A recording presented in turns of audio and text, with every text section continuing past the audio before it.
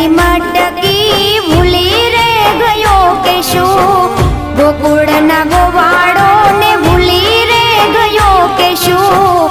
માખણની મટકી ભૂલી રે ગયો કે શું? ભાવતા ભોજન લઈ બેઠો કાના, આવને કાના, હે આવને કાના,